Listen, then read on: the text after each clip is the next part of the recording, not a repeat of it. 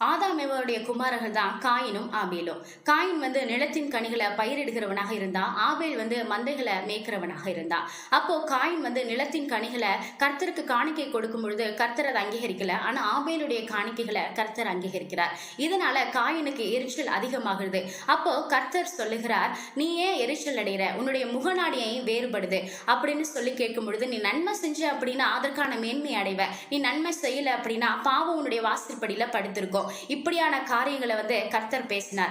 ஆனாலும் காயின் ஆபேல் மீது இருந்த பொறாமை நிமித்தமாக ஆபேலை காயின் கொலை செஞ்சிடறான். பிறகு ஏசப்பா கேட்கிறாங்க, உன் சகோதரன் ஆபேல் எங்க அப்படின்னு கேட்கும் பொழுது, என் சகோதரனுக்கு நான் என்ன காவலாளியா அப்படின்னு காயின் கேட்கும் பொழுது கர்த்தர் சொல்லுகிறார், பூமியிலிருந்து ஆபேலுடைய ரத்தத்தின் சத்தம் என் சந்ததிக்கு வந்துச்சு அப்படின்னு சொல்லும் பொழுது காயினை கர்த்தர் சபிச்சிடுறாரு.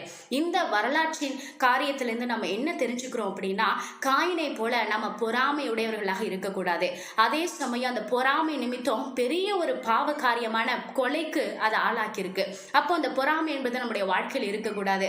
ஆபேலை போல கர்த்தருக்கு பிரியமா இருந்து நம்முடைய காணிக்கையை கர்த்தர் அங்கீகரிக்கிற மாதிரி நம்மளுடைய வாழ்க்கை இருக்கணும். அதே சமயம் இரத்த பழி, அதாவது இரத்த காரியமான அந்த இரத்தத்தின் சத்தம் கர்த்தருடைய சமூகத்துல எட்டுனுச்சு அப்படின்னு வேதத்துல பார்க்கிறோம். அப்போ இந்த பூமியில செய்கிற ஒவ்வொரு காரியத்துக்கும் நம்ம கணக்கு ஒப்புவிக்கணும். ஒவ்வொரு காரியத்துக்கும் தேவன் நம்ம இடத்துல கணக்கு கேட்கிறவராக இருக்கிறார். அதனால தேவனுக்கு பிரியமாக இந்த பூமியில நம்ம வாழ வேண்டுங்கிறது கர்த்தருடைய சித்தமா இருக்குதுங்க.